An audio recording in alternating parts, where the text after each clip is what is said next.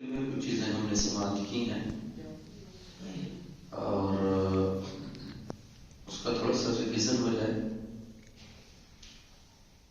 کیونکہ یہ سیکھنے کے لیے ہے.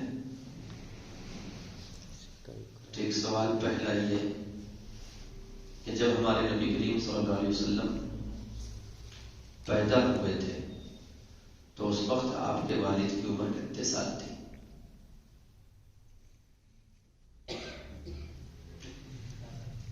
جی کوئی بولے؟ ہاں والد کا آپ کے یہ سوال ہے اس کو کہتے ہیں صحت کی موجودگی کو نہ ہونا. جب نبی کریم صلی اللہ علیہ وسلم حمل سے تھے تقریباً 6 مہینہ تھا حمل کا، کیونکہ نبی کریم صلی اللہ علیہ وسلم 12 ربیع الاول کو پیدا ہوئے تو محرم صفر ربیع الاول 3 مہینہ 2 مہینہ ادھر 9 مہینہ وہاں ہوتا اور جمادی الاخر یہ جمادی ذی الحجہ کے مہینے میں آپ کے والد کا انتقال ہوا. تقریباً آپ کی پیدائش سے 4 مہینہ پہلے، تو 6 مہینے کا حمل رہا ہوگا حضرت بی بی آمنہ کو جب آپ اس کے والد محترم حضرت عبداللہ کا انتقال ہوا. تو ذہن کو تو موجود رہنا چاہیے نا. اچھا، جب نبی کریم صلی اللہ علیہ وسلم کی والدہ کا انتقال ہوا اس وقت ہمارے نبی کی عمر کتنے سال کی تھی؟ 6 سال. جب آپ صلی اللہ علیہ وسلم 6 سال کے ہوئے تو آپ کی والدہ محترمہ کا بھی انتقال ہوا. اور جب آپ 8 سال کے ہوئے تو آپ کے دادا عبد المطلب کا بھی انتقال ہوا.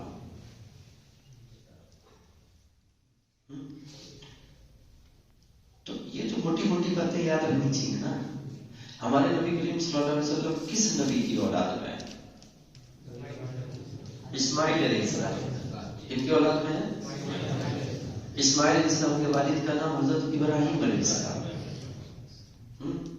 اور حضرت ابراہیم علیہ السلام اور پھر حضرت آدم علیہ السلام. حضور نبی کریم صلی اللہ علیہ وسلم سے حضرت آدم کے بیچ میں کتنے نبی؟ آپ صلی اللہ علیہ وسلم کے نسب کی میں بات کر رہا ہوں، کل انبیاء کی نہیں. نبی کریم صلی اللہ علیہ وسلم خاتم النبی ہیں. ان سے پہلے حضرت اسماعیل علیہ السلام نبی، ان سے پہلے حضرت ابراہیم علیہ السلام نبی، پھر ان سے پہلے حضرت ادریس علیہ السلام نبی، شیس علیہ السلام نبی، شعیب علیہ السلام نبی، نوح علیہ السلام نبی اور حضرت آدم علیہ السلام نبی. آپ صلی اللہ علیہ وسلم کے نسب میں حضرت آدم علیہ السلام سے جو نسب چلا ہمارے نبی کریم صلی اللہ علیہ وسلم کا، اس میں یہ 7 نبی نبی کریم صلی اللہ علیہ وسلم کے نسب میں یہ 7 نبی ہیں. باقی جو انبیاء کرام ہیں وہ دوسرے نسب میں، حضرت اسحاق علیہ السلام کے نسب میں، وہ بھی حضرت آدم تک جائیں گے مگر ایک الگ چین سے. یہ نبی کریم صلی اللہ علیہ وسلم والے میں 7 نبی آپ صلی اللہ علیہ وسلم کے. اور اس میں ہم نے پچھلے 2 درس میں ہم نے کچھ چیزیں اور جانکاری کی تھی کہ آپ صلی اللہ علیہ وسلم کے والد اور والدہ دونوں کی قبر ہے مکے میں. ٹھیک ہے، منڈی ڈلا ہے کب مکے میں. حضرت آپ کے والد شام کے سفر پر مدینہ میں انتقال کیے تھے اور آپ کی والدہ بھی بھائی مکے میں. کہاں سے آپ لوگ سن رہے مطلب یاد نہیں کر رہا ہے، ٹیسٹ ہے یہ. ان میں سے کسی کی بھی قبر مکے میں نہیں ہے، مدینے کے قریب میں ہے، مدینہ اور مکہ کے درمیان ہے. جو لوگ حج کرنے گئے ہیں یا وہاں رہے ہیں وہ غالباً کبھی گئے ہیں ان کے زیارت کو. اور میں آپ کو ایک چیز یہاں بتا دوں کہ اہل سنت والجماعت کا عقیدہ یہ ہے کہ آپ صلی اللہ علیہ وسلم کے والد اور والدہ دونوں جنتی ہیں. اس پر قرآن و حدیث سے دلیل پچھلے اسباق میں دی جا چکی ہے. سیرت ابن ہشام کے حوالے سے کہ آپ صلی اللہ علیہ وسلم کے والد اور والدہ دونوں جنتی ہیں.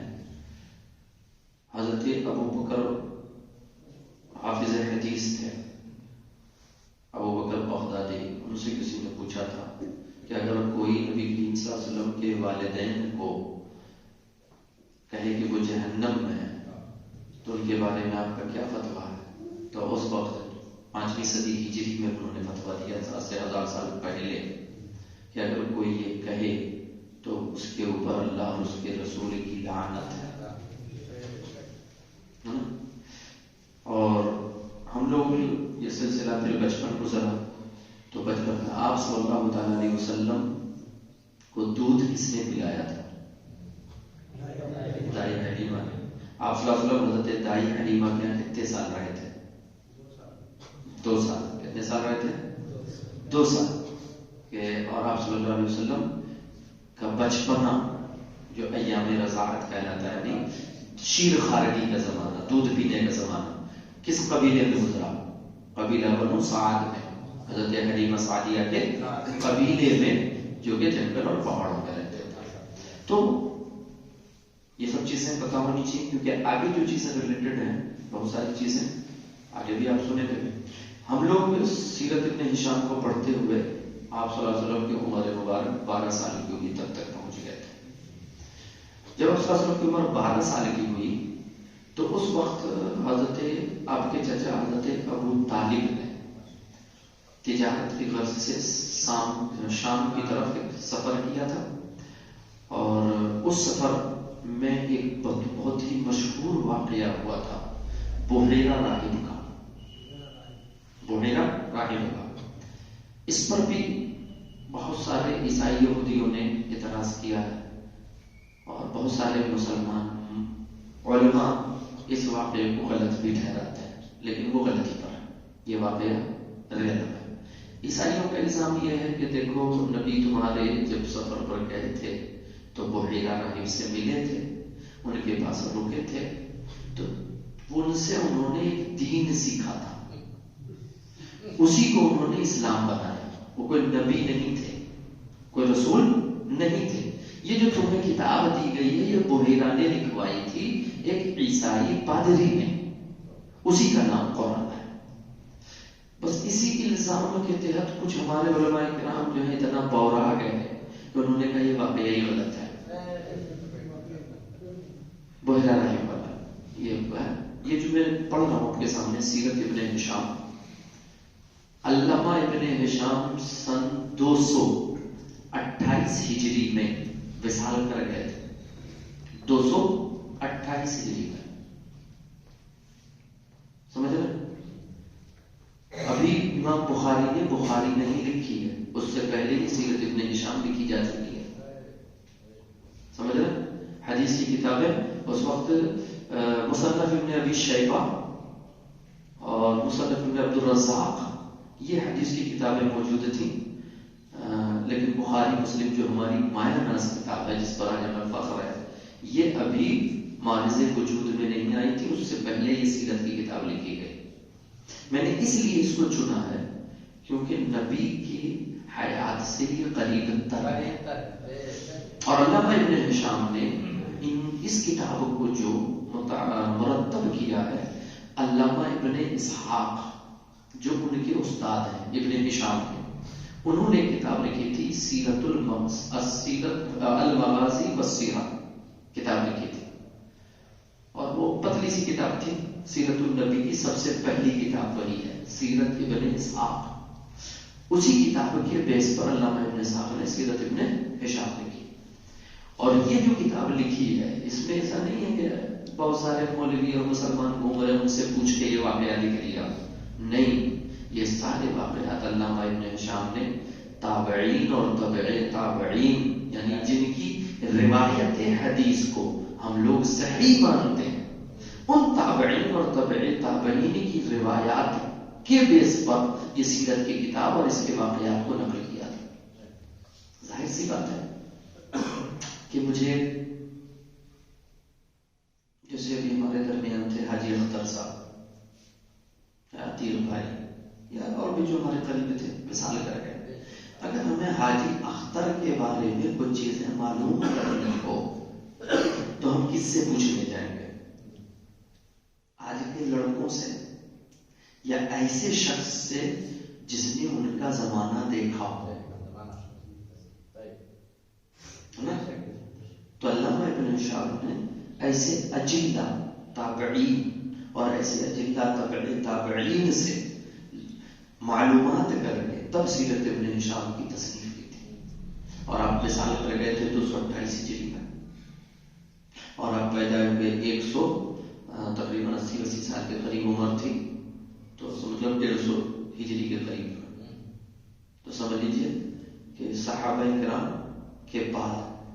تابعین نظام کا جو بہترین دور تھا اس میں علامہ ابن ہشام تعلیم و تربیت میں لگے ہوئے تھے. تو ایک اتھینٹک کتاب ہے اس لیے میں نے اس کو چنا ہے اور آپ کو سنا رہا. تو بحیرہ کا جو واقعہ ہے علامہ ابن ہشام نے بھی لکھا ہے, علامہ ابن اسحاق نے بھی لکھا ہے. آج تک کوئی سیرت کی کتاب ایسی میرے نظر سے نہیں گزری جس میں بحیرہ راہب کا واقعہ ذکر نہ کیا گیا. اب اگر کوئی آپ سے یہ کہے کہ یہ واقعہ غلط ہے تو جان لو بولنے والا عیسائیوں سے ڈرا ہوا ہے. عیسائیوں کا جواب دیا جا سکتا تھا کہ ٹھیک ہے تو تم کہہ لو کہ بحیرہ نے لکھوائی تھی قرآن 30 پارہ. نبی کریم صلی اللہ علیہ وسلم 2 گھنٹہ رکے, 2-3 گھنٹہ, 2-3 گھنٹے میں 30 پارہ کوئی کیسے لکھ سکتا ہے؟ نہیں لکھ سکتا نا. اور اگر لکھی لکھائی اس کے پاس رہی ہو, دے دیا ہو, تو صرف قرآن کے علاوہ دین وہی نہیں ہے, یہ جو احادیث کا ذخیرہ ہے یہ بھی دین ہے. تو اتنے سارے احکام 2 گھنٹے میں کوئی کیسے سکھا سکتا ہے؟ یہ ناممکنات میں سے. تو یہ الزام جھوٹا ہے, جواب ان کو دینا چاہیے. لوگ انکار کر بیٹھے, اور اس انکار کی وجہ ایک ہوئی کہ 2 واقعہ ہے بحیرہ کا. اصل میں بحیرہ نام نہیں ہے, جیسے ہمارے یہاں کہتے ہیں حافظ جی, قاری صاحب, مولانا صاحب, یہ نام نہیں ہے, یہ ایک پد ہے, ایک رتبہ ہے. تو بحیرہ جو ہے یہ عیسائیوں میں جو عقلمند اور علامہ ہوتا تھا اسے بحیرہ کہتے تھے. نبی کریم صلی اللہ علیہ وسلم کی حیات میں آپ صلی اللہ علیہ وسلم کی 2 بحیرہ سے ملاقات ہے. ایک ابو طالب کے سفر پر, جس کو بھی ہم سیرت ابن ہشام سے سنیں گے کہ آپ نے سفر کیا تھا اپنے چچا ابو طالب کے ساتھ. اس وقت آپ صلی اللہ علیہ وسلم کی عمر 12 سے 17 سال کے درمیان میں تھی. اور اس میں جس راہب سے آپ ملے تھے بحیرہ سے, اس بحیرہ کا نام جرجیس تھا. کیا نام تھا؟ جرجیس. اور اس سے ملے تھے. اور دوسرا سفر آپ صلی اللہ علیہ وسلم نے سفر شام کا کیا تھا, جس میں حضرت ابو بکر صدیق رضی اللہ تعالیٰ عنہ ساتھ میں تھے. اس میں ایک بحیرہ سے آپ صلی اللہ علیہ وسلم کی ملاقات ہوئی تھی, اور اس بحیرہ کا نام نستورہ تھا. کیا نام تھا؟ نستورہ. ایک ملاقات ہو رہی جس کا نام ہے جرجیس, دوسرے سے ملاقات ہو رہی جس کا نام ہے نستورہ. آپ صلی اللہ علیہ وسلم کے نبی ہونے کو صرف انہی 2 راہبوں نے نہیں پہچانا. اس کے علاوہ گزشتہ انبیاء کرام میں سے کچھ امتیں اس وقت زندہ تھیں, باقی تھیں. سمجھ رہے ہیں؟ شام اور اس علاقے میں, اس میں سے ایک امت کا نام تھا زریرہ. ایک امت جیسے عیسائی یہودی ہیں ویسے ایک اور امت انبیاء کی تھی. حضرت عزیر علیہ السلام کی غالب امت تھی, ان کا نام تھا زریرہ. ایک اور امت تھی جس کا نام تھا تمامہ. ایک اور امت تھی جس کا نام تھا دریسہ. عیسائی, یہودی, مسلمان کے علاوہ, کیونکہ انبیاء کرام کتنے آئے 1,24,000 کا موقع, ان میں رسول ہیں 117. تو 117 رسول ہیں تو 117 کتاب ہے. 117 رسول ہیں تو مطلب 117 امتیں ہیں, جن میں سے 2 عیسائی یہودی کو تو ہم لوگ امت جانتے ہیں. لیکن اس وقت جب آپ صلی اللہ علیہ وسلم اپنے عہد بلوغت میں قدم رکھ رہے تھے, اس وقت یہ امتیں بھی تھیں جنہیں زریرہ, تمامہ اور دریسہ کہتے تھے. یہ بھی اہل کتاب میں سے تھے. ان لوگوں نے بھی نبی کریم صلی اللہ علیہ وسلم کو سفر میں پہچانا تھا. سمجھ رہے؟ اور پہچاننے کے بعد نبی کریم صلی اللہ علیہ وسلم کے قتل کے در پہ ہوئے تھے. یہ لوگ نبی کریم صلی اللہ علیہ وسلم کو قتل کرنا چاہتے تھے. بنی اسرائیلیوں میں سے تھے, یہودیوں میں سے. سمجھ رہے؟ تو جو قتل کرنا چاہتے تھے تو آپ صلی اللہ علیہ وسلم کی اس وقت حفاظت یہی بحیرہ راہب نے کی تھی کہ اس نے تمام امتوں کو کھڑے ہو کر کے تقریر کی, سمجھایا, اور اس کے بعد کہا کہ اگر تم انہی کے ساتھ برائی کا ارادہ کر رہے ہو تو تم پہنچا نہیں سکو گے, اگر تم نے کیا تو تم مٹا دیے جاؤ گے.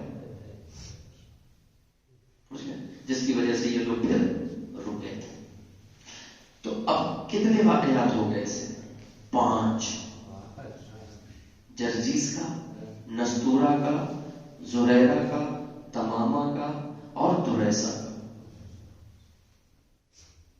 راہبوں سے ملنے کا، نبی کریم صلی اللہ علیہ وسلم کو پہچاننے کا، اعلان نبوت سے پہلے کے یہ آخری نبی ہے.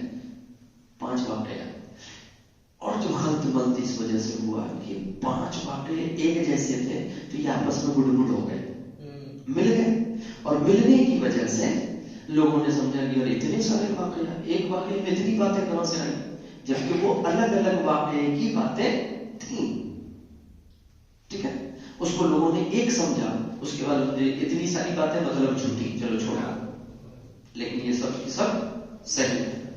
اور یہ واقعہ میں نے اس لیے سید ابن ہشام کو جو آپ کے سامنے میں پڑھ رہا ہوں، اس کی وجہ یہی ہے کہ یہ تابعین نظام سے سن کر کے تب اس کتاب کو مرتب کیا گیا. اب بحیرہ کا واقعہ ہے، اس میں پچھلے میں بیان کر چکا ہوں سرسری طور پر کہ جب آپ صلی اللہ علیہ وسلم ابو طالب کے ساتھ پہنچے، یہ اس بحیرہ کا واقعہ ہے جس کا نام جرجیش ہے. تو پہنچے تو بحیرہ، اس کے بعد بہت سارے قافلے عرب کی ادھر سے گزرتے تھے، کبھی وہ کسی پر، کیونکہ وہ بت پرست تھے اور یہ اہل کتاب تھے تو یہ ان کو مشرک سمجھتے تھے، اس لیے اس پر کوئی دھیان نہیں دیتے تھے.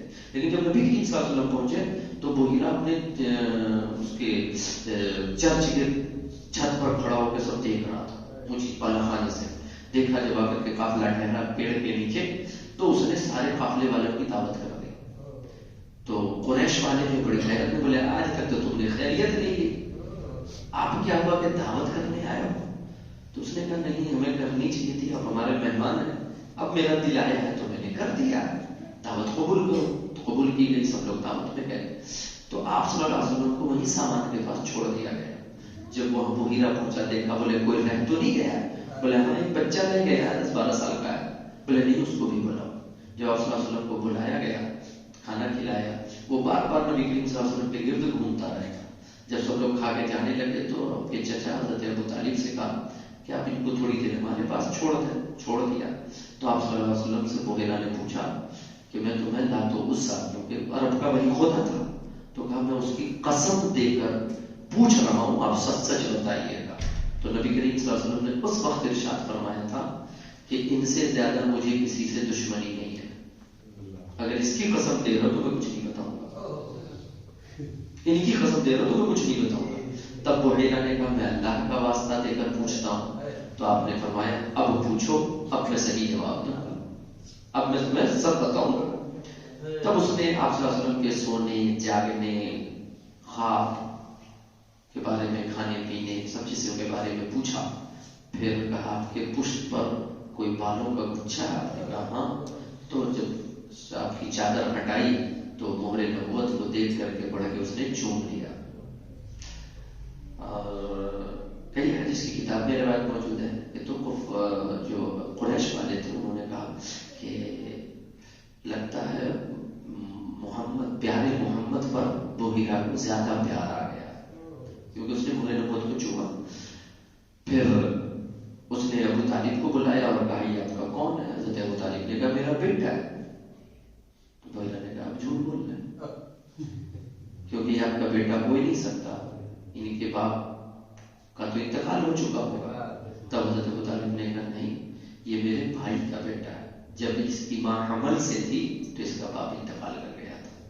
تو بحیرہ نے کہا اب آپ نے صحیح بات کہی، پہلے جب یہ پیدا ہوا کچھ سالوں کے بعد اس کی ماں کا بھی انتقال ہو گیا، اب یہ میری سرپرستی ہے. تو بحیرہ نے اس وقت مشورہ دیا کہ آپ ان کو لے کے واپس چلے جائیں، اگر یہودیوں نے دیکھ لیا تو ضرور ان کو قتل کر دیں گے، یہ بغض رکھتے ہیں. تو 2 روایتیں اس کے بعد کہ حضرت ابو طالب نے وہیں سے واپس کر دیا نبی کریم صلی اللہ علیہ وسلم کو، یا شام گئے جلدی جلدی سفر کر کے واپس آ گئے. اب راہب نے کس وجہ سے بلایا تھا اس کا واقعہ ابن ہشام کا. ابن اسحاق کہتے ہیں پھر ابو طالب کو شام کے سفر کا اتفاق ہوا. اس کی تیاری کو جب چلنے کو آمادہ ہوئے تو حضور صلی اللہ علیہ وسلم بھی ان کے ساتھ جانے کی اپنی خواہش ظاہر کی. ابو طالب نے آپ کو اپنے ساتھ لیا اور کہنے لگے قسم ہے خدا کی میں اس کو اپنے ساتھ لے جاؤں گا، نہ یہ مجھ سے جدا رہ سکتا ہے اور نہ میں اس سے جدا رہ سکتا ہوں۔ بس ابو طالب حضور صلی اللہ علیہ وسلم کو ساتھ میں لے کر شام کی طرف روانہ ہوئے، اور ان کا قافلہ جب شہر بصرہ، شہر کا نام کیا؟ بصرہ، جو شام کی سرحد، شام اب کہتے ہیں اس کو سیریا، شام کا اب نام کیا ہے؟ سیریا۔ بولے جب وہ شام کے سرحد پر پہنچے، شہر پر ہے ایک شہر بصرہ، وہاں پہنچے تو ایک راہب جس بحیرہ رہا کرتا تھا، اور یہ نصرانیت کا پورا عالم تھا، 7 پشت سے یہ راہب وہاں پر رہ رہا تھا اپنی 7 پشتوں سے۔ جب یہ قافلہ اس راہب کے قریب اترا، حالانکہ اس سے پہلے بھی قافلہ اس کے قریب اترتے تھے مگر یہ راہب کسی سے مخاطب نہ ہوتا تھا، اب جو یہ قافلہ اس کے قریب ٹھہرا تو اس نے اس کی پرتکلف دعوت کی۔ لوگ کہتے ہیں اس مہمانی کا سبب کیا ہے؟ بحیرہ نے کہا جب میں نے اس قافلے کو دیکھا آتے ہوئے تو اس کی نظر حضور اکرم صلی اللہ علیہ وسلم پر پڑی، اس نے دیکھا کہ ایک بادل کا ٹکڑا پر سایہ کیا ہوا ہے۔ ریگستان میں آپ صلی اللہ علیہ وسلم قافلے کے ساتھ آ رہے ہیں، یہ اونچائی پر کھڑا ہو کے دیکھ رہا ہے کہ بادل کا ٹکڑا جدھر آپ صلی اللہ علیہ وسلم جاتے جاتے ہیں آپ صلی اللہ علیہ وسلم پر سایہ کیے ہوئے ہیں۔ پھر جب لوگ اترے اور حضور ایک درخت کے نیچے جلوہ افروز ہوئے تو اس نے دیکھا کہ وہ بادل کا ٹکڑا آپ کے سر پر سایہ کیے ہوئے ہیں چھتری کی طرح، اور درخت کی ٹہنیاں حضور اکرم صلی اللہ علیہ وسلم پر سایہ کرنے کے لیے اس طرف جھک گئی۔ راہب نے یہ ماجرا دیکھتے ہی اپنے عبادت خانے سے باہر نکلا، کھانا پکا کر اہل قافلہ کی دعوت کی اور کہلا بھیجا کہ قریش کے کرو میں چاہتا ہوں کہ تمہارے سب چھوٹے بڑے آزاد غلام سب دعوت میں آئیں۔ قافلے میں سے ایک شخص نے کہا اے راہب آج تم ایسا کام کرتے ہو جو ہم نے تم کو کبھی کرتے نہیں دیکھا، حالانکہ ہم تمہارے پاس سے کئی بار گزرے مگر کبھی تم نے دعوت نہیں کی، تو اب کی کیوں؟ بحیرہ نے کہا تیرا کہنا سچ ہے، میری ایسی ہی عادت ہے، مگر تم لوگ مہمان ہو، میرا جی چاہا کہ میں آج تمہاری دعوت کروں۔ اور اس نے تھوڑی روٹی، چوکی اور سالن ان کے سامنے پیش کیا دعوت میں، جوگی روٹی اور سالن۔ سب نے قبول کیا، راہب کے سورما میں اکٹھے ہوئے، مگر سرور عالم صلی اللہ علیہ وسلم کم عمری کی وجہ سے اپنے سامان کے پاس رہ گئے۔ راہب نے جب سب لوگوں کو بغور دیکھا، اس کی نظر اس نور نظر یعنی حضرت سید البشر کو نہ دیکھا، کہا ہے قریش میں نے پہلے ہی تم سے کہہ دیا تھا کہ دیکھو تم میں سے کوئی باقی نہ رہے، چھوٹے بڑے سب آنا۔ قریش نے کہا راہب ہم سب تمہارے سامنے موجود ہیں اور کوئی باقی نہیں رہا۔ تو اس نے کہا غور سے دیکھو، تو لوگوں نے کہا ایک بچہ جو نوعمر ہے اسے ہم قافلے میں سامان کے پاس چھوڑا ہے۔ راہب نے کہا تم نے غلطی کی، تمہیں ایسا نہیں کرنا چاہیے، اس کو بھی بلاؤ تاکہ وہ بھی کھانے میں شریک ہو۔ پس قریش میں سے ایک شخص کھڑا ہوا، اس نے کہا بہت بری بات ہے کہ عبداللہ بن عبد المطلب کا بیٹا ہمارے ساتھ کھانے میں شریک نہ ہو۔ پس وہ شخص گیا اور جا کر کے حضور کو لے کر کے آیا، اور بحیرہ حضور کو بار بار دیکھتا تھا اور آپ کے پاس اعضائے جسم کو ملاحظہ کرتا، ان علامات کے مطابق پاتا جو اس کے پاس لکھی ہوئی تھیں، یہاں تک کہ جب لوگ کھانے پینے سے فارغ ہوئے چلنے لگے تو بحیرہ نے حضور سے عرض کیا ہے صاحبزادے میں تم سے لات و عزا کے واسطے سے بات پوچھتا ہوں، اس کا جواب دو۔ اور یہ واسطہ بحیرہ نے اس واسطے دیا تھا کہ وہ قریش سے اسی طرح گفتگو کیا کرتے تھے لات و عزا کے واسطے سے۔ کہتے ہیں کہ حضور صلی اللہ علیہ وسلم نے یہ گفتگو سن کر فرمایا کہ مجھے وہ لات و عزا کا واسطہ نہ دو، کیونکہ اس سے زیادہ دشمنی کسی چیز سے میرے لیے نہیں ہے، میں سب سے زیادہ اسی سے دشمنی کرتا ہوں۔ راہب نے سے کیا میں تم کو خدا کا واسطہ دیتا ہوں، تم میرے سوال کا جواب دو۔ حضور نے ارشاد فرمایا کیا دریافت کرتے ہو؟ دریافت کرو۔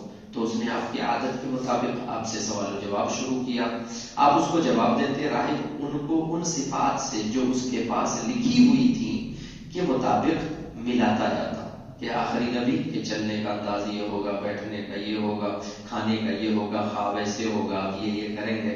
نبی کریم صلی اللہ علیہ وسلم سے پوچھتا جاتا، اس سے ملاتا جاتا. پھر اس نے خاتم نبوت کی زیارت کی جو حضور صلی اللہ علیہ وسلم کے دونوں شانوں کے درمیان میں مثل ایک گھنٹی کی تھی، اور اس کا بوسہ لیا. ابن اسحاق کہتے ہیں جب وہ راہ حضور صلی اللہ علیہ وسلم کے دیدار سے اپنی تشفی کر چکا تو آپ کے چچا ابو طالب کی طرف متوجہ ہوا اور کہا صاحب سادے آپ کے کون ہیں؟ ابو طالب نے فرمایا میرے بیٹے ہیں. راہب نے کہا ان فرزند کے والد زندہ نہیں ہو سکتے. ابو طالب نے کہا دراصل یہ میرے بھائی کے بیٹے ہیں. راہب نے کہا ان کے والد کیا ہوئے؟ ابو طالب نے کہا جب یہ فرزند حمل ہی میں تھے ان کے والد وصال کر گئے. راہب نے کہا اب تم نے سچ کہا، اب تم کو لازم ہے کہ ان صاحبزادہ کو لے کر گھر واپس جاؤ اور یہودیوں سے ان کی حفاظت رکھو تاکہ وہ کوئی برائی ان کے ساتھ نہ کر سکے، کیونکہ اگر وہ بھی اسی طرح ان کو پہچان لیں گے جیسے میں نے پہچان لیا ہے تو ان کی دشمنی پر سخت ہو جائیں گے. اس لیے تمہارے بھتیجے کا ظہور ہونے والا ہے، یہ آخری نبی ہونے والے ہیں، بس تم جلد ان کو اپنے گھر واپس لے جاؤ. بس ابو طالب حضور کو مکہ معظمہ پہنچا گئے. روایت میں آیا ہے کہ زریرہ اور تمامہ اور دوریسہ یہ بھی اہل کتاب میں سے تھے. انہوں نے بھی سفر میں ابو طالب کے ساتھ حضور کو پہچان لیا تھا اور آپ کے ساتھ برائی کے ارادے پر تیار بھی ہو گئے تھے، مگر بحیرہ نے ان کو واضح نصیحت کے ساتھ سمجھایا اور ان کی کتاب میں یعنی زریرہ، تمامہ اور دوریسہ جو امتیں تھیں ان کی پاس جو ان کے پاس کتاب تھی تو اس کی کتاب اس نے ان کو پڑھ کر کے سنائی اور نبی کریم صلی اللہ علیہ وسلم کی شان اور صفات دکھائی اور کہا کہ اگر تم ان کے ساتھ بدی کرو گے تو تمہاری بدی ان کے لیے کوئی نقصان دہ نہ ہوگی، یہاں تک کہ تم خود ہلاک کر دیے جاؤ گے. ان تینوں نے بحیرہ راہب کی تصدیق کی اور اس ارادے سے باز آئے. اب ہم جو چیز اس کو پڑھیں گے وہ نبی کریم صلی اللہ علیہ وسلم کیونکہ 12 سال کے بعد بلوغت کی طرف قدم بڑھاتا ہے تو اس کو علامہ ابن ہشام نے عہد بلوغت کے باب سے باندھا. رسول خدا صلی اللہ علیہ وسلم جوان ہوئے اور اللہ تعالیٰ ہر شر و فساد سے آپ کی حفاظت کرتا تھا، ہر برائی سے، اور جاہلیت کی ہر ناپاکی سے آپ کو پاک اور صاف رکھتا تھا کیونکہ اس نے آپ کو سید رسل ہادی سبل بنانا تھا. چنانچہ جب آپ بالغ ہوئے تو نہایت ہی بامربت، صاحب اخلاق، رحیم و کریم، سچے، امین اور باحلم یعنی سنجیدہ اور فحش وغیرہ اخلاقی برائی سے جو شرافت انسانی کے لیے نہایت مضر ہے سے بہت دور تھے. ان سب برائیوں سے آپ صلی اللہ علیہ وسلم بہت دور تھے اور تمام اچھے صفات اللہ تعالیٰ نے آپ کے اندر جمع فرما دیے، تمام اچھے صفات. اور یہ تو انہوں نے بیان کیا. اب حدیث کے حوالہ دے رہا ہے کہ اور نبی کریم صلی اللہ علیہ وسلم اکثر ان واقعات کا ذکر فرمایا کرتے تھے، بچپن کے واقعات کا جو بچپن کے زمانے میں آپ کو پیش آئے اور اللہ تعالیٰ نے آپ کی حفاظت فرمائی. چنانچہ نبی کریم صلی اللہ علیہ وسلم نے ایک دفعہ کا واقعہ ذکر فرمایا کہ میں بچوں کے ساتھ کھیل رہا تھا. سب بچے کھیل کے واسطے پتھر اٹھا رہے تھے کھیلنے کے لیے. گھروندہ جو بناتے ہیں پتھر لا کر کے، کیونکہ ریگستانی علاقہ پتھر لا کر کے گھروندہ بناتا ہے. جیسا کہ بچوں کا طریقہ ہے انہوں نے اپنے تہبند کو کھول کر کندھوں پر رکھ لیا تھا. بچپنا تھا، تہبند کھول کے کندھوں پر رکھ لیا اور اس پر پتھر اٹھاتے. حضور صلی اللہ علیہ وسلم خود فرماتے ہیں کہ میں نے بھی چاہا کہ میں بھی اپنا تہبند اپنے کندھوں پر رکھ کر پتھر اٹھاؤں تو غیب سے ایک ایسا تماچا میرے لگا جس سے مجھے نہایت تکلیف پہنچی. یعنی جیسے میں نے سوچا تہبند کھلے تو تڑاک سے تماچا پڑا، مارنے والا نظر نہیں آیا مگر تماچا پڑا اور مجھے تکلیف ہوئی. اور پھر غیب سے آواز آئی اپنے تہبند کو مضبوطی کے ساتھ باندھ لو. اور یہ خدا کے علاوہ کوئی اور کر نہیں سکتا. اس کو یاد رکھیے، خدا کے علاوہ اور یہ اگر کوئی اور کرے تو وہ گستاخی ہوگی نبی کی شان. اور گستاخ دیکھیے اللہ پاک بڑے بڑے گناہ معاف کر دیتا مگر نبی کی شان میں کی گئی گستاخی کبھی معاف نہیں کرتا. اس نے صاف فرما دیا ابھی تعامالکم، تمہارے عمل اکارت کر دیے جائیں گے. کیونکہ نبی کی شان میں جس نے گستاخی کی سمجھیے اس کے اوپر توبہ کا دروازہ آج کا اب بند کر دیا جاتا ہے، اسے توبہ کی توفیق دی ہی نہیں جاتی. تو اللہ پاک اپنے حبیب کی خود تربیت فرما رہا ہے. اور لوگ کہتے ہیں نبی کریم صلی اللہ علیہ وسلم، نعوذ باللہ، لوگ کہتے ہیں جس نے قرآن میں نبی الامی آیا تو لوگ کہتے ہیں وہ جاہل نبی، نعوذ باللہ. امی کے معنی ہوتے ہیں بے پڑھا لکھا، ایک معنی. امی کے ایک معنی ہوتے ہیں ماں کے، امی کے ایک معنی ہوتے ہیں بنیاد کے، امی کے ایک معنی ہوتے ہیں سردار کے. جیسے قرآن شہر مکہ کو ام القرآن کہا جاتا ہے، یعنی تمام شہروں کی ماں. قرآن شریف کو ام الکتاب کہا جاتا ہے.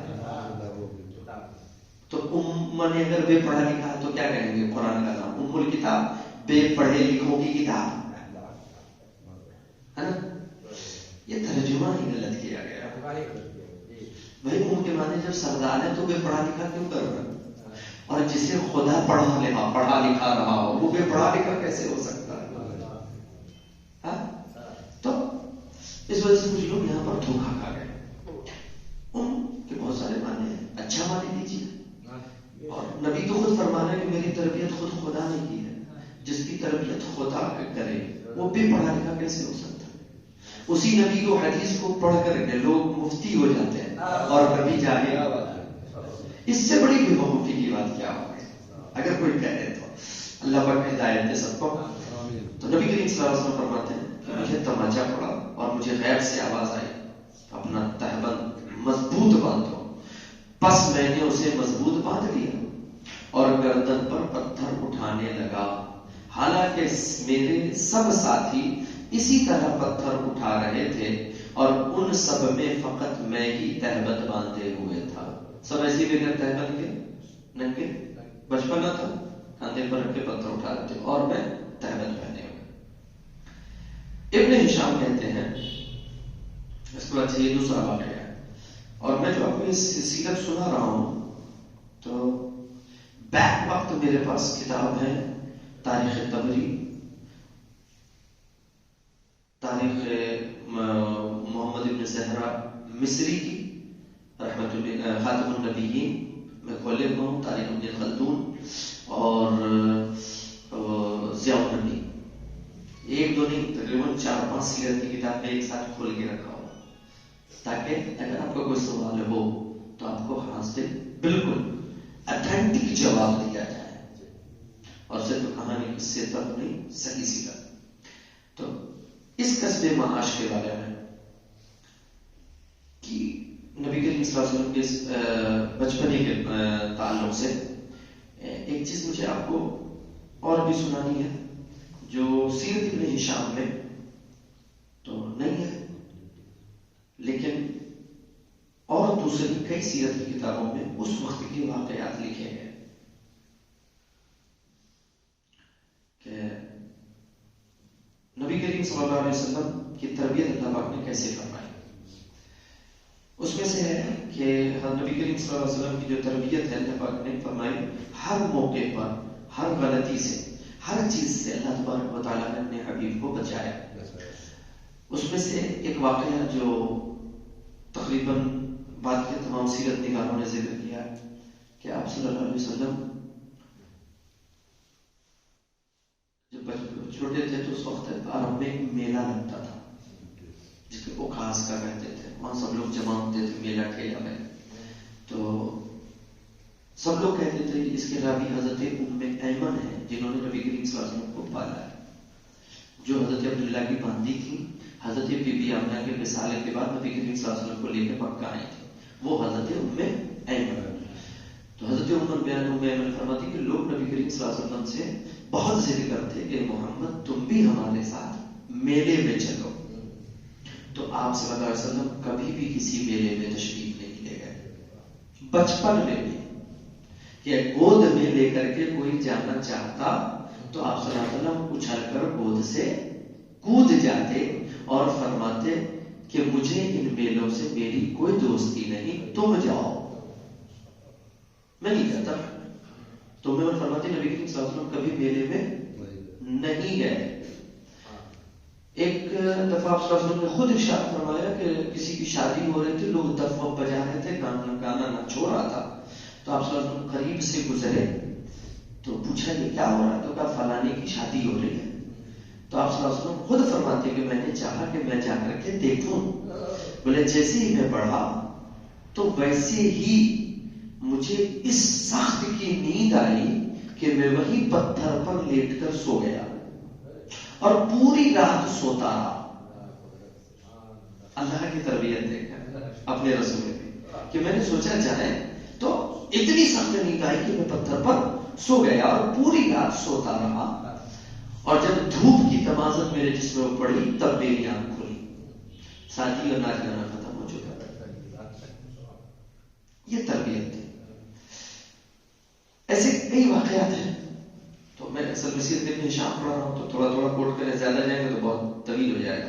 ابن ہشام کہتے ہیں کہ جب رسول اللہ صلی اللہ علیہ وسلم کی عمر شریف 14 یا 15 سال کی ہوئی, جیسا کہ مجھ کو صحیح سند کے ساتھ یہ روایت پہنچی ہے, تو اس وقت حرب فجار کا واقعہ پیش آیا. حرب فجار ایک جنگ ہے. یہ جنگ قریش اور ان کے قریبی بنی کنانہ بن قیس بن غیلان سے ہوئی تھی. جنگ کی وجہ یہ تھی کہ عروۃ الرحال بن عتبہ بن جعفر بن کلاب بن ربیعہ بن عامر بن صعصع بن معاویہ بن بکر بن موازن نے لطیمہ بن نعمان بن منظر کو پناہ دی. یہ جو ہے نعمان بن منظر یہ شام کے علاقے کا ایک بات قبیلے کا سردار ہوتا تھا. یہ عکاظ کے میلے میں اپنے یہاں سے سامان لا کے بیچتا تھا اور عرب میں چمڑے کا سامان خرید کر لے جا کے شام میں بیچتا تھا. تو کیونکہ اس وقت سفر میں کوئی بھی کہیں کسی کو لوٹ لیتا تھا, اتنا برا ماحول تھا. تو جب وہ یہاں سے سامان خرید کے جانے لگتا تھا تو کہتا تھا کوئی مجھے پناہ دے گا. تو کیونکہ قریش کا قافلہ ہے یا قریش کے پناہ میں قافلہ ہے, تو پھر پورے عرب میں کوئی اس قافلے کو ٹچ نہیں کرتا تھا. اگر معلوم ہوتا ہے یہ قریشیوں کا ہے یا قریش اس کا پناہ لیے ہوئے ہے یا قریشی سردار اس کے ساتھ ہے, تو اس قافلے کو کسی کی ہمت نہیں تھی چھوڑنے کی. تو لوگ اپنے مال کو بچانے کے لیے پناہ لے لیتے تھے قریش میں, اور قریش کا کوئی سردار اس کے ساتھ اس کو پہنچانے بھی جاتا تھا, اور اس کے بدلے انہیں مال و انعام ملتا تھا. تو نعمان بن منظر نے پناہ مانگی تو براس بن قیس نے پناہ دی. براس بن قیس نے پناہ دی, اور جب براس بن قیس نے پناہ دی جو بنی کنانہ سے تھا, تو دوسرا شخص ایک کھڑا ہوا عروہ, تو اس نے کہا یہ تمہیں عرب میں تو پناہ دے دے گا مگر شام میں وہاں تو تم لوٹ لیے جاؤ گے, تمہیں ایسا آدمی چاہیے جو یہاں سے لے کے شام تک تمہیں پناہ دے سکے. براس نہیں دے پائے گا. تو اس نے کہا تب مجھے کون پناہ دے گا؟ عروہ نے کہا میں دوں گا. تو عروہ نے اس کو پناہ دے دی. براس نے اس پر کہیں سمجھ لی کہ پناہ تو پہلے تو میں نے دے دی تھی. اب اس نے عروہ کا پناہ لے لیا اور سفر پر جانے لگا. عروہ ایسا دیدار آدمی تھا کہ کسی کی ہمت نہیں ہوتی تھی اس کو چھونے کی. لیکن جب وہ ایک جگہ پہنچا اور وہاں جا کر کے جگہ کا نام تھا زیکلال, وہاں جب پہنچا تو وہاں پر عروہ اکیلا ہوا اور براس نے اس کو قتل کر دیا. ایک بنی کنانہ سے قریش سے, قریشی کو بنی کنانہ نے قتل کر دیا. کہاں؟ بنی کلال میں, شام کے قریب میں. تو اب جب قتل کر دیا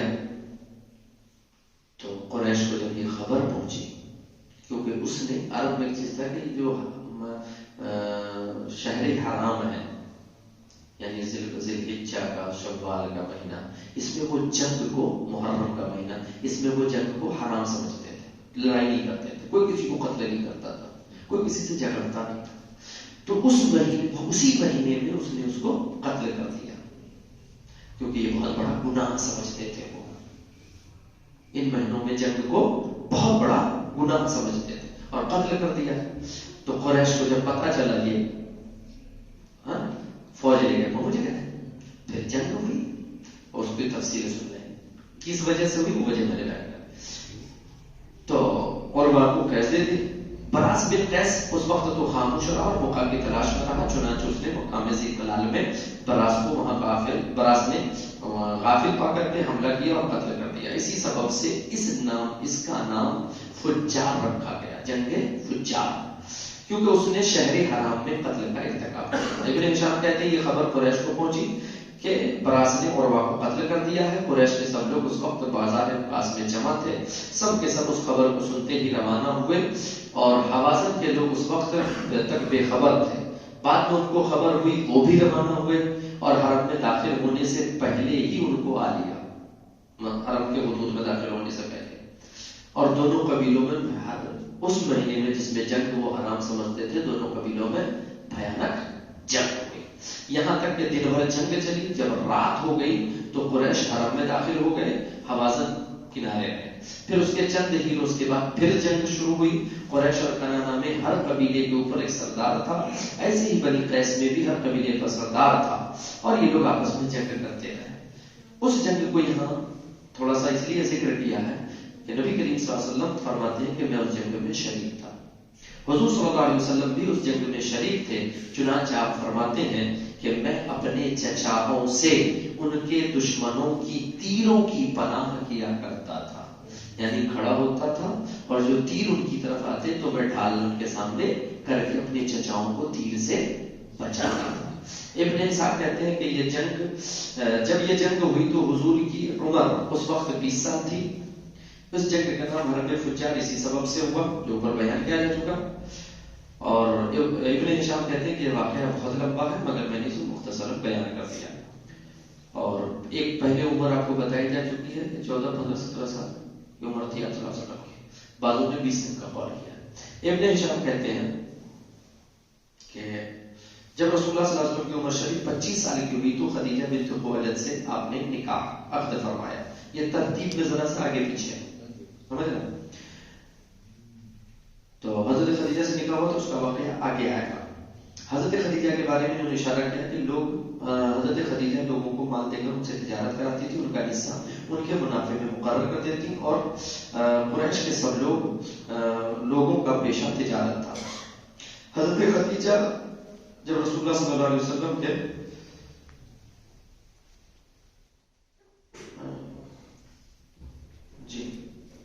انہوں نے سفر شام کی اولاد نبی کریم صلی اللہ علیہ وسلم کی ایک چیز اور ہے جو ذکر نہیں ہے، میں وہ بھی آپ کے گوشے گزار کر دوں، بہت ضروری ہے کہ نبی کریم صلی اللہ علیہ وسلم نے جب دیکھا کہ حضرت ابو طالب غریب تھے، کثیر الحیات تھے، اور وہاں کیا کہتے ہیں کہ کوئی ان کے ساتھ زیادہ آمدنی نہیں تھی، تو نبی کریم صلی اللہ علیہ وسلم نے خود کام کرنے کا سوچا، جیسا کہ حدیثوں کتابوں میں حدیث موجود ہے کہ نبی کریم صلی اللہ علیہ وسلم قیرات کے بدلے میں بکریاں چراتے تھے۔ آپ صلی اللہ علیہ وسلم نے خود ارشاد فرمایا ہے کہ امام بخاری نے اس حدیث کو اپنی صحیح میں نقل کیا ہے، قال قال رسول اللہ صلی اللہ علیہ وسلم ما بعث اللہ نبیا الا راعی غنم وقال له اصحابه وانت یا رسول اللہ قال وانا رعیتها لاهل مکہ بالقراريط۔ حضرت ابو ہریرہ کہتے ہیں کہ رسول اللہ صلی اللہ علیہ وسلم، یہ حدیث ہے بخاری شریف میں، کہ رسول اللہ صلی اللہ علیہ وسلم نے فرمایا کہ اللہ تعالیٰ نے کسی نبی کو مبعوث نہیں فرمایا مگر اس نے بکریوں کو چرایا ہے، یعنی جتنے بھی نبی آئے سب نے بکریوں کو چرایا، ہر نبی۔ یہ ایک ایسا عمل ہے جو تمام انبیاء کرام کی سنت ہے، بکریوں، تو بکریوں کو چرایا۔ صحابہ کرام نے عرض کیا یا رسول اللہ، آپ نے بھی فرمایا میں بھی قرارید کے عوض اہل مکہ کی بکریاں چرایا کرتا تھا۔ قرارید کو کسی نے کہا کہ یہ دینار کا چوتھائی حصہ، کسی نے کا 20واں حصہ، اور کسی نے بتایا وہ جگہ تھا جہاں آپ صلی اللہ علیہ وسلم بکری چراتے تھے۔ علامہ بدر الدین عینی نے عمدۃ القاری شرح بخاری میں فرمایا کہ یہ ایک جگہ کا نام تھا جہاں بکری چراتے تھے، اور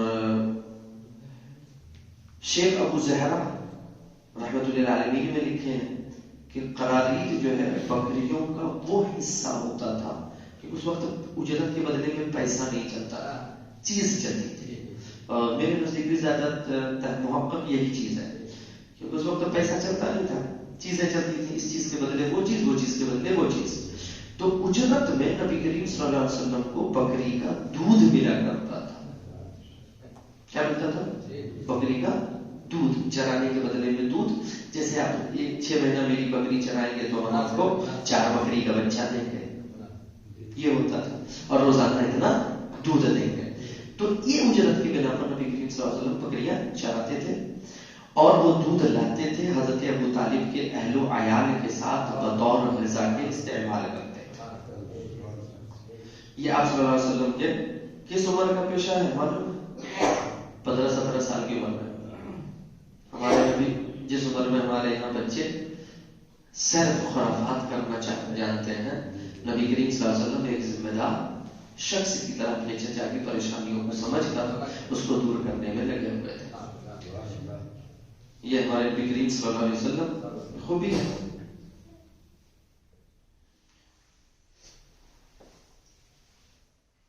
ابن صاحب کہتے ہیں حضرت خدیجہ جب آپ صلی اللہ علیہ وسلم کی عمر کتنے سال کی ہوئی؟ 25 سال. اس لیے میں اکثر آپ لوگوں سے کہتا ہوں کہ شادی لڑکوں کی میکسیمم عمر 25 سال ہے. 25 سال میکسیمم، 25 سال. اس کے آگے آپ اگر جا رہے ہیں تو یہ مکروہ ہے، اور اگر گناہ کا امکان پڑ جائے تو حرام ہے. سمجھ رہے؟ میکسیمم عمر 25 سال. اس سے پہلے شادی ہو جانی چاہیے، کر لینی چاہیے. اور اگر ہم سے آپ سے کسی سے نہیں ہوئی ہے تو اس کا افسوس کرنا چاہیے، کیونکہ اگر آپ 25 سال سے پہلے شادی کرتے ہیں تو 40 سال تک انسانی جسم میں طاقت رہتی ہے مکمل. اس کے بعد ہماری طاقت گھٹنی شروع ہوتی ہے، ہماری صحت ڈاؤن فال کی طرف جاتی ہے. اور اگر آپ نے 25 سال کی عمر میں شادی کی ہے تو جب آپ 40 سال کے ہوں گے تو آپ کا بیٹا 15 سال کا جوان ہوگا. آپ کے بچے اس وقت کیا ہوں گے؟ جوان ہوں گے، جو آپ کا سہارا بننے کے قابل ہوں گے، آپ کے کام میں، آپ کے مدد میں. جب آپ 50 سال کے ہوں گے تو 25 سال کا آپ کا لڑکا ہوگا. یہ انسانی فطرت ہے. اس سے دور ہونا خود کو ہلاکت میں ڈالا. آج ہم لوگ شادی کر رہے ہیں 35 سال کی عمر، بچہ ہوا جب آپ 40 سال کے ہوئے تو 5 سال کا بچہ، 2 سال 4 سال کا ہے. 50 سال کے ہوئے تو 10-12 سال کا بچہ ہے. آپ بڑھاپے بال سفید ہو گئے اور آپ کا بچہ ابھی دودھ ہی پی رہا ہے، بڑی اولاد. جبکہ اس کو بال میں سفیدی ہے، اس سے پہلے ہمارے بازو بن جانے چاہیے. تو دیر ہم سے بھی ہوئی، آپ سے بھی ہوئی ہے، لیکن آنے والی نسل کے ساتھ دیر نہ کی جائے، بدلا جائے. تو 25 سال کی عمر میں آپ صلی اللہ علیہ وسلم نے حضرت خدیجہ بنت خویلد سے شادی فرمائی تھی. حضرت خدیجہ بھی قریش کی خاندان سے، سمجھ گئے، قبیلہ قریش سے. اور ان کے بارے میں نے آپ کو بتا دیا تجارت دیتی تھی. جب حضرت خدیجہ کو رسول خدا صلی اللہ علیہ وسلم کے سچائی کا، آپ کے اچھے اخلاق کا، آپ کی امانت داری کا، ان سب چیزوں کے بارے میں معلوم ہوئی تو انہوں نے حضور صلی اللہ علیہ وسلم کی خدمت میں پیغام بھیجا کہ آپ ان کا مال لے کر شام میں تجارت کے واسطے جائیں اور ان کے غلام میسرہ کو بھی اپنے ہمراہ رکھیں، اور آپ کے واسطے وہ حصہ مقرر کیا جو لوگوں کو میں دیتی ہوں تو ان کے حصوں سے زیادہ تھا. یعنی وہ حصہ مقرر کیا جو دوسرے لوگوں کو دیتی تو اس سے زیادہ تھا، لیکن آپ صلی اللہ علیہ وسلم حضرت خدیجہ کا مال لے کر کے جائیں. اس سے پہلے آپ صلی اللہ علیہ وسلم کا پیشہ کیا تھا؟ بکری چرانا. پھر اس کے بعد جب آپ صلی اللہ علیہ وسلم کی اچھی خوبیوں کے بارے میں حضرت خدیجہ الکبریٰ کو پتہ چلا تو انہوں نے یہ پرپوزل رکھا. حضور صلی اللہ علیہ وسلم نے اس بات کو قبول کیا اور شام کی طرف غلام میسرہ کے ساتھ روانہ ہوئے. یہاں تک کہ جب آپ سرحد شام میں داخل ہوئے تو ایک روز آپ ایک درخت کے سائے میں ایک راہب کے صومعے کے قریب جلوہ افروز تھے. آگے دوسرا راہب، پہلا کب تھا؟ 12 سال کی عمر میں. یہ دوسرا کب ہے؟ 25 سال کی عمر میں، 25 سال سے پہلے. سمجھ گئے؟ تو اس راہب کا نام تھا نستورہ اور اس والے راہب کا کیا نام تھا؟ جرجیس. تو افروز میں تو اس راہب نے میسرہ غلام سے پوچھا یہ کون شخص ہیں جو اس درخت کے نیچے تشریف رکھے ہوئے ہیں؟ تو میسرہ نے کہا یہ قبیلہ قریش کے ایک شخص ہیں جو اہل حرم میں سے ہیں. راہب نے کہا کہ اس درخت کے نیچے سوائے نبی کے کوئی نہیں بیٹھتا. اس درخت کے نیچے سوائے پیغمبر کے کوئی نہیں بیٹھتا. اور آپ بیٹھے ہیں تو اس کا مطلب یہ آخری نبی ہے. بس حضور جو اسباب تجارت مکہ سے لائے تھے اس کو آپ نے بیچا اور جس قسم کا مال خریدنا تھا اس کو خریدا. واپس مکہ تشریف لائے. اس مال کو خدیجہ کے یہاں فروخت کیا. اس مال میں دگنا فائدہ ہوا. یعنی اب تک جتنا فائدہ ہوتا تھا اس تجارت میں حضرت خدیجہ کو اس کا دگنا فائدہ ملا. کہتے ہیں کہ اس سفر میں میسرہ نے دیکھا کہ جس وقت سخت گرمی ہوتی تھی 2 فرشتے اپنے پروں سے حضور پر سایہ کرتے تھے اس سفر میں. اور میسرہ نے یہ سب حال اور راہب کی گفتگو کہ جس نے کہا تھا اور یہ سفر کا واقعہ سب حضرت خدیجہ سے نقل کیا بتایا. خدیجہ چونکہ ایک نہایت عقل مند شریف پاک نفس پاک دینت عورت تھی اس لیے ان واقعات کو سن کر اس بات کی خواہش مند ہوئی کہ حضور ان سے نکاح کر لیں. اور انہوں نے اس پیرائے میں حضور صلی اللہ علیہ وسلم کو پیغام بھیجا کہ اے میرے چچا کے بیٹے چونکہ تم مجھ سے قرابت قومی رکھتے ہو امانت و صدق اخلاق حسنہ رکھتے ہو لہذا مجھ کو تمہارے اندر رغبت ہے. اور حضرت خدیجہ قریش کی سب عورتوں میں شریف بزرگ ساری قوم سے زیادہ مالدار تھی. ہر ایک شخص ان سے شادی کرنے کا خواہش مند ہے. اور حضرت خدیجہ خواہش مند کس کی؟ آقا کی. حضرت خدیجہ کی والدہ فاطمہ بنت زائدہ. حضرت خدیجہ کی ماں کا نام کیا تھا؟ فاطمہ بنت زائدہ. نبی کریم صلی اللہ علیہ وسلم کے دادی کا کیا نام تھا؟ فاطمہ. آپ صلی اللہ علیہ وسلم کی دادی کا نام بھی فاطمہ تھا. اور دادا کا نام پتا ہے؟ یہ سب بھی آپ لوگ بھول گئے. عبد المطلب. نانا کا نام وہب زہری اور نانی کا نام برہ. یہ سب پیچھے بیان کیا جا چکا. ماں اور باپ کا نام تو پتا ہی ہوگا عبداللہ اور حضرت آمنہ. حضرت خدیجہ کی والدہ فاطمہ بنت زائدہ یہ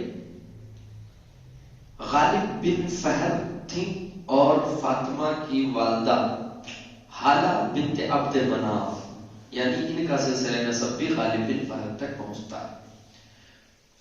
اور حالہ کی ماں کا سلسلہ نسب بھی کعب بن لوئی بن غالب بن فہر تک پہنچتا ہے. یعنی حضرت خدیجہ کی والدہ کا بھی ان کی والدہ کا بھی سلسلہ نسب غالب بن فہر تک پہنچتا ہے اور نبی کریم صلی اللہ علیہ وسلم کا بھی وہیں تک پہنچتا ہے. یعنی اگر غالب بن فہر تک جائیں گے تو ایک ہی خاندان. جب یہ پیغام رسول اکرم صلی اللہ علیہ وسلم کی خدمت میں پہنچا تو آپ نے اپنے چچاؤں سے اس کا ذکر کیا. پس حضرت حمزہ بن عبد المطلب آپ کو ساتھ لے کر حضرت خدیجہ کے والد خویلد کے پاس آئے. حضرت خدیجہ کے والد خویلد کے پاس آئے اور آپ کی طرف سے پیغام دیا. انہوں نے قبول کیا اور شادی کی. ابن ہشام کہتے ہیں کہ حضرت خدیجہ کا مہر 20 اونٹ تھا. مہر کتنا تھا؟ 20 اونٹ. اور یہی حضور کی پہلی بیوی تھی. جب تک یہ زندہ رہی حضور نے دوسری شادی نہیں کی. اور یہ نبی کریم صلی اللہ علیہ وسلم کی عمر جب 50 سال کی ہوئی تب تک حضرت خدیجہ الکبریٰ باحیات رہی. سمجھ گئے؟ اس لیے میں آپ لوگوں سے جو کہتا ہوں کہ جو لوگوں نے پھیلا رکھا نا لوگ نہیں جانتے. نبی کریم صلی اللہ علیہ وسلم نے ریئلٹی میں صرف ایک شادی کی. یہ جو اپنا بچار کی اجازت ہے واجب ہے. نبی کریم صلی اللہ علیہ وسلم نے کیا شادی کی؟ ایک. کیونکہ شادی کی جو وجہ ہے تو اولاد اور نفس دو ہی وجہ. دونوں میں شادی کی 2 وجہ ایک اولاد اور نفس. ان دونوں کی تکمیل 85 سال کی عمر تک ہوتی ہے. اس کے بعد نہیں. اس کے بعد یہ دونوں چیزیں ختم ہو جاتی ہیں. نفس بھی اور اولاد بھی، دونوں چیزیں کم ہو جاتی ہیں. 50 سال کے بعد اولاد کا ہونا بہت مشکل ہے. اگر کبھی کبھار اتفاقاً کبھی کبھار کیس میں ہو بھی جاتا تو ہو جاتا، لیکن یہ نادر ہے. 50 سال کے بعد شادی تو ان دونوں سبب سے ہوئی نہیں. تو اس کا مطلب جو نبی کریم صلی اللہ علیہ وسلم نے شادیاں کی ہیں ان کی وجہ نہ نفس تھا نہ اولاد تھی، بلکہ ان کی وجہ کچھ اور تھی. سمجھ رہے؟ اور ہم لوگ مسلمان ہو کر کے نہیں جانتے ہیں تو غیر مسلم کیا جانیں گے؟ جب ہم مسلمان ہو کے نہیں جانتے ہیں تو غیر مسلم کیسے جانیں گے؟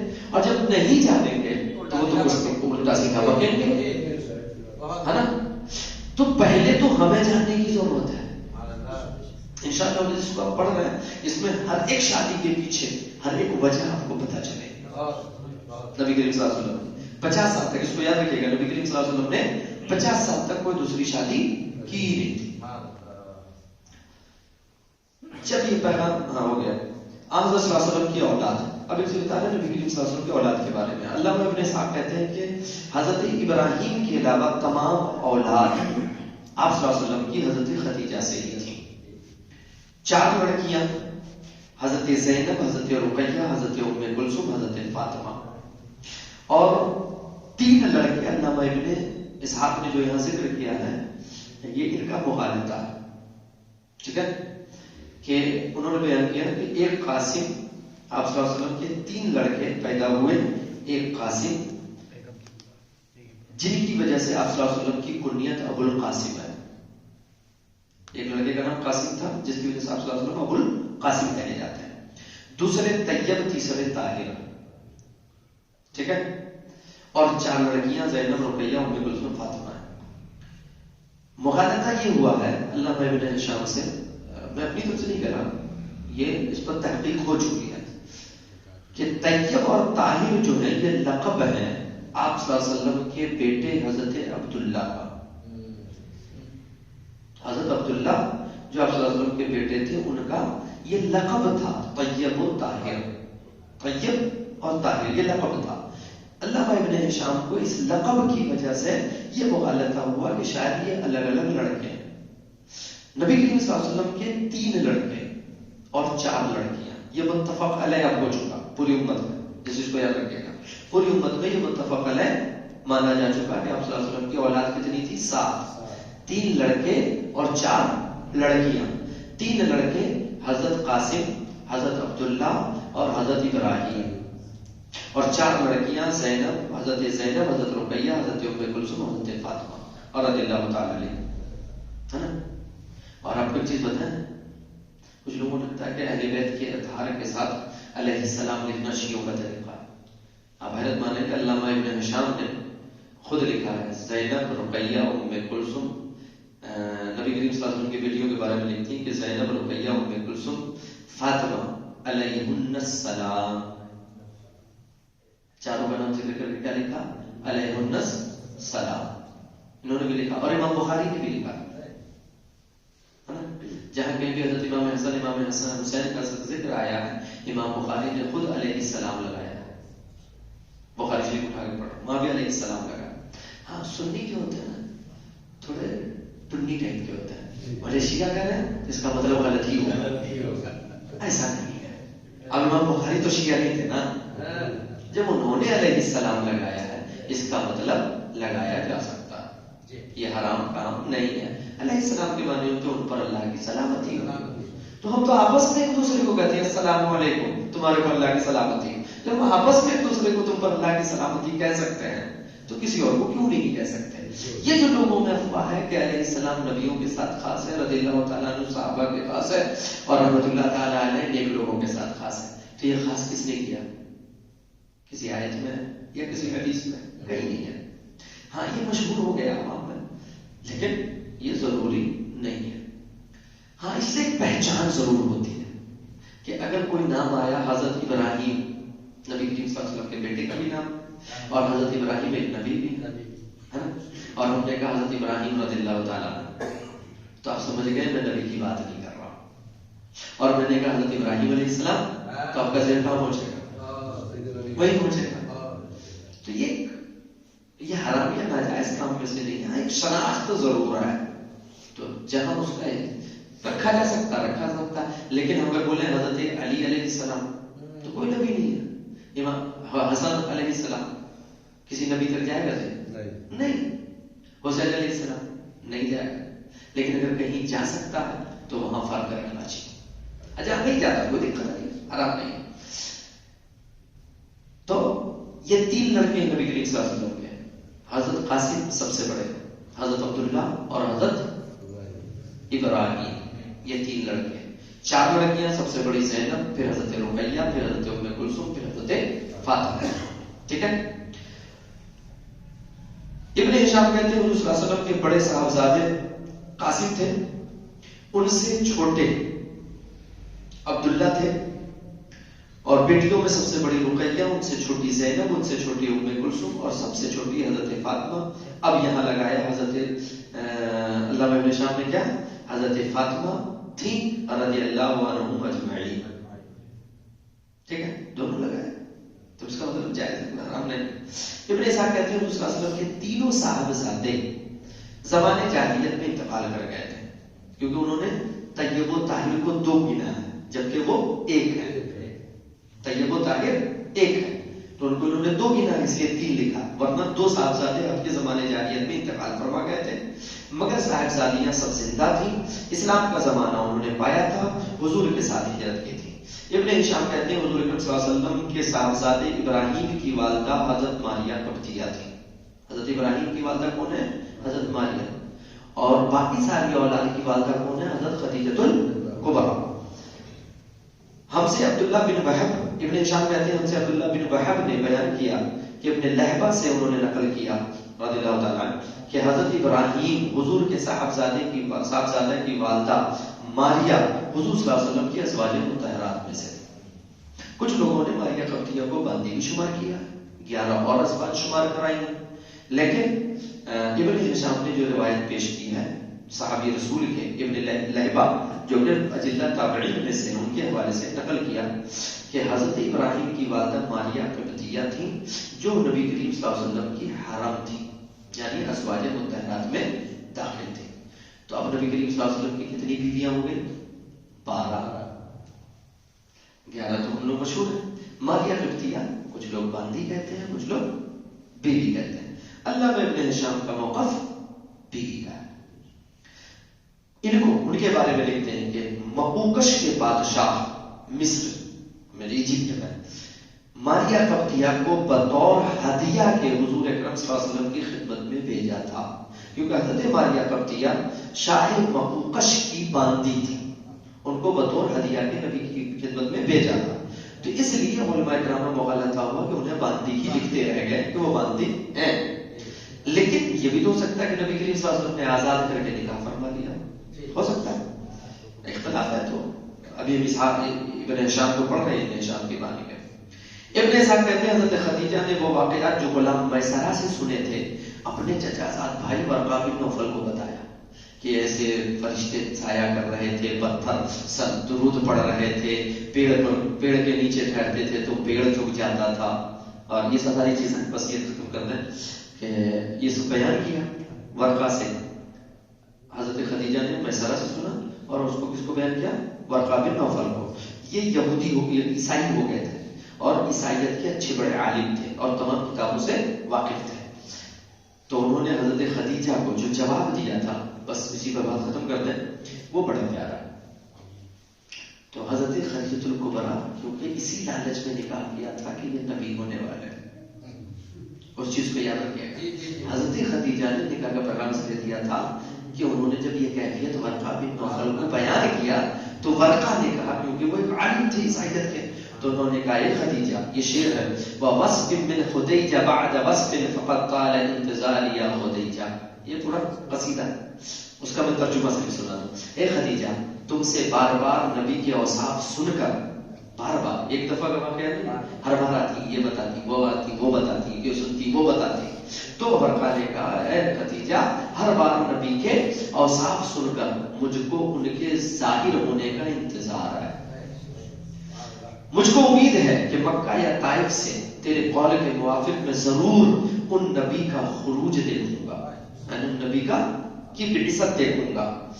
گوشہ نشینی عالم کے قول کی جو تو نے ہم کو خبر دی میں برا سمجھتا ہوں اس میں دیر یا غلطی. یعنی اگر میں گوشے میں بیٹھ جاؤں اور اس نبی کی مدد کو نہ جاؤں تو سمجھ لو کہ میں اس کو برا سمجھتا ہوں.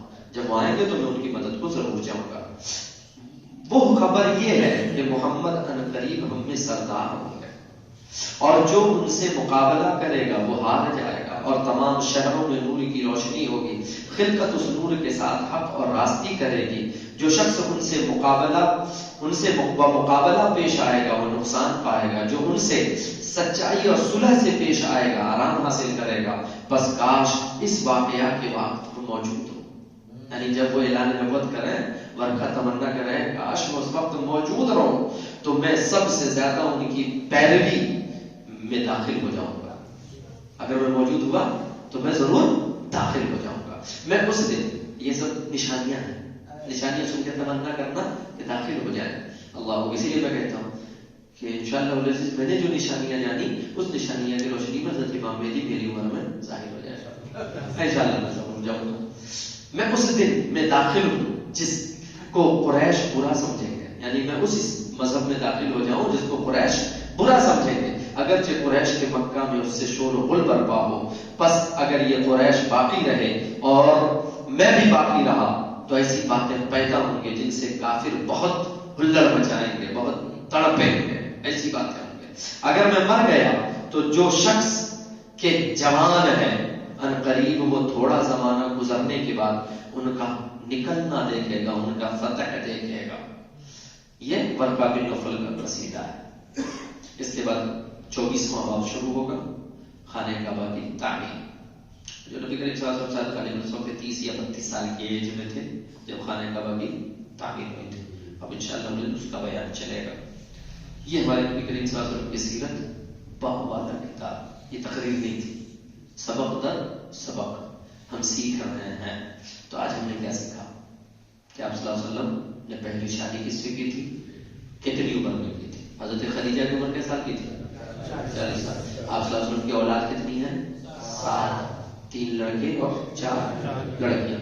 لڑکوں کے نام بھی بڑے آسان ہیں، قاسم، عبداللہ اور ابراہیم. لڑکیوں کے نام تو پتہ ہی ہوں گے، حضرت زینب، حضرت رقیہ، حضرت ام کلثوم، حضرت فاطمہ. تو یہ سب چھوٹی چھوٹی چیزیں ہیں جو ہمیں اپنے نبی کے بارے میں یاد رکھنی چاہیے کہ آپ صلی اللہ علیہ وسلم نے کئی سال کی عمر میں شادی کی تھی. تو یہ بہت چھوٹی چیزیں ہیں، یہ ہم سب سارے کو یاد ہونا چاہیے. اب اگر اس میں آپ سے کہہ چکا ہوں، اگر آپ کو ہو تو اپنا سوال ریکارڈ کرا سکتے ہیں. بتانا جیسے کہ ابھی جرجس کا نام آیا، عیسائی تھا. ہاں، ایک ہندو ہوتا ہے اور ایک یہودی ہوتا ہے. ان تینوں میں تینوں کا ویٹ کیا ہے، ہم کس سے مل سکتے ہیں؟ اگر بیٹھ سکتے ہیں کچھ زیادہ دیر تو کس کے ساتھ تینوں؟ دیکھیے ایسے آپ سماجی طور پر دیکھیے 5 سال میں زیادہ ہو گیا. اگر آپ ایسے سماجی طور پر ملنا چاہتے ہیں تو کسی سے بھی مل سکتے ہیں. لیکن اگر آپ ان سے کچھ سیکھنے کے لیے یا ان سے کچھ اچھی بات جاننے کے لیے اگر آپ ملنا چاہتے ہیں تو ان میں سے کسی کے پاس نہیں جا سکتے. سمجھ گئے؟ کیونکہ نبی کریم صلی اللہ علیہ وسلم یہی ایک سوال ہے. اسی سوال پر نبی کریم صلی اللہ علیہ وسلم کا اتنا آپ صلی اللہ علیہ وسلم غصہ ہوئے تھے کہ چہرہ مبارک سرخ ہو گیا تھا اور نسیں نظر آنے لگی تھی. اتنا غصہ ہوئے تھے کہ حضرت مسجد نبی میں آپ صلی اللہ علیہ وسلم تشریف فرما تھے. حضرت عمر کو کہیں سے توریت کا نسخہ مل گیا، لیے نبی کی بارگاہ میں آ گئے اور توریت پڑھنے لگے.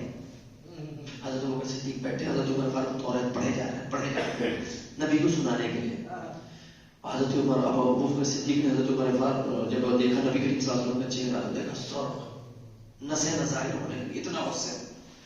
تو حضرت ابوبکر صدیق نے حضرت عمر فاروق کو اشارہ کیا. تو حضرت عمر فاروق نے جب نبی کریم صلی اللہ علیہ وسلم کا چہرہ دیکھا ڈر گئے اور کہا یا رسول اللہ میں آپ کے نبی ہونے سے راضی، میں اللہ کے رب ہونے سے راضی، میں اسلام کے دین ہونے سے راضی. یعنی معافی مانگنے لگے رسول اللہ میں راضی، مطلب خفا نہ ہو. تب آپ صلی اللہ علیہ وسلم اس وقت جلال کی عالم میں فرمایا تھا اے عمر اگر اس وقت موسیٰ علیہ السلام زمین پر موجود ہو اور وہ تمہیں دین دیں اور تم اس دین کی پیروی کرو تو بھی تم ہلاک ہو جاؤ گے.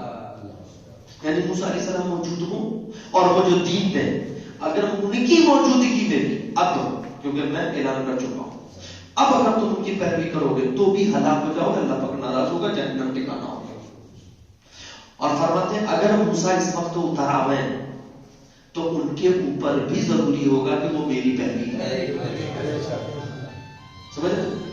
تو جب موسیٰ علیہ السلام پر ضروری ہے پیروی کریں, عیسیٰ علیہ السلام آئیں گے خود پیروی کریں گے, تو پھر عیسائی یہودی کے شمار میں